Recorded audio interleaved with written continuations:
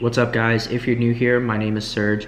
I talk about everything from assisted living to real estate and anything business related. And to all my reoccurring viewers, thank you so much for all the support. And if you haven't yet, do me a massive favor, hit that like button and smash that subscribe button. The topic I want to cover today is the expenses I have on my assisted living home, and kind of run through those expenses for you guys, just so you guys know what to expect when starting your own assisted living home, or if you're thinking about starting an assisted living home. The first expense is rent or mortgage. So my rent is $2,000 here on my home, so that is the first thing that I cross off. Your rent may vary depending on the size of the home, depending on the location of the home.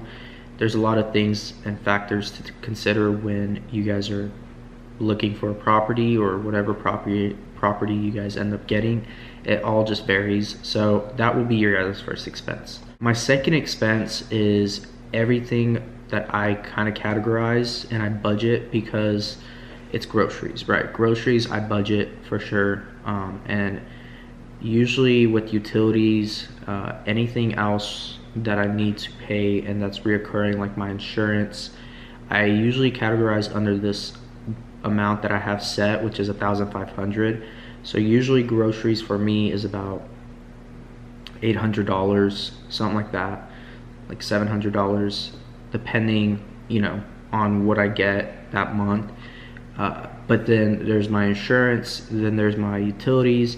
All of that adds up to about $1,500, and that's not including my payroll. So ultimately, I have those expenses that are $3,500, right?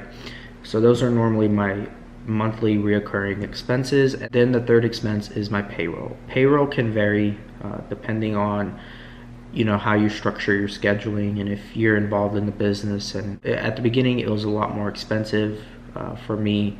All my expenses were a lot higher because I was paying referral fees.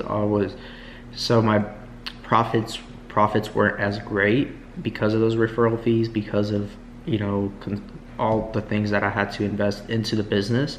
So for me, that's okay. Like, I didn't mind paying those expenses and not having the best profit margins in the beginning, and even now still, but that's okay because I'm reinvesting everything into my business. So like, there's marketing expenses, different things of that sort. And so you guys got to understand, it will vary depending on the size of your home. If you got 5 residents, your groceries won't be as expensive. There's a lot of ways you can be a lot more economical when it comes to your business and the way you run your business. And so even supplies, like I have residents that are on hospice, so I get a lot of supplies, and so I'm not having to spend money on supplies for my residents, and therefore that's saving me a lot of money. And it all varies really, guys. There's really no set amount that your expenses will be. You can kind of guess, you can kind of take a calculated guess of what your expenses are going to be, but it's hard to say every single month because every month will be different, and that's just business though. Business is never going to be the same every single month, and your profits are not always going to be the same. And that's something that you guys gotta understand and ingrain in your mind, and know that, because I think if you're like an investor and you're watching this and you're like, oh, this is gonna be the set amount that I'm gonna make every single month if I have this amount of residents, or whatever the case, that won't be the case. You won't always make that exact amount. You may make more, you may make less. That's just the nature of the business. So you have to just be prepared for that and be able to work with whatever it is that your business ends up doing that month.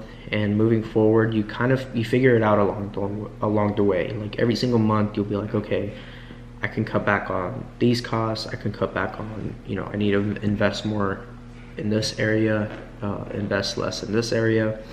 So you kind of figure that out along the way. And you being the business owner and you having to manage everything, you'll see that stuff. Like, you'll see where you can cut back, where you can invest more.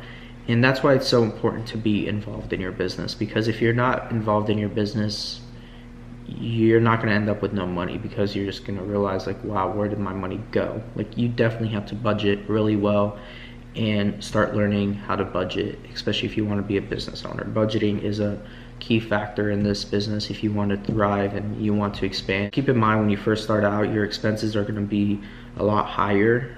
That's just with any business. Your expenses are always higher. So understand that that's how it is. Don't think that it's not normal to not have expenses, like high expenses in the beginning.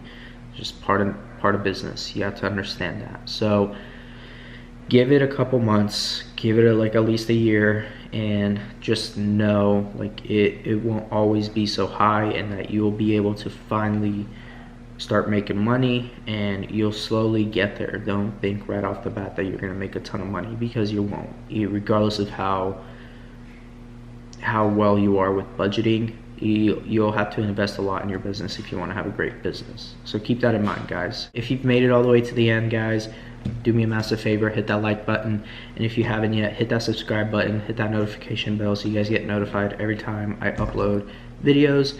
And I appreciate all the support, and I will see you guys all in the next video. God bless.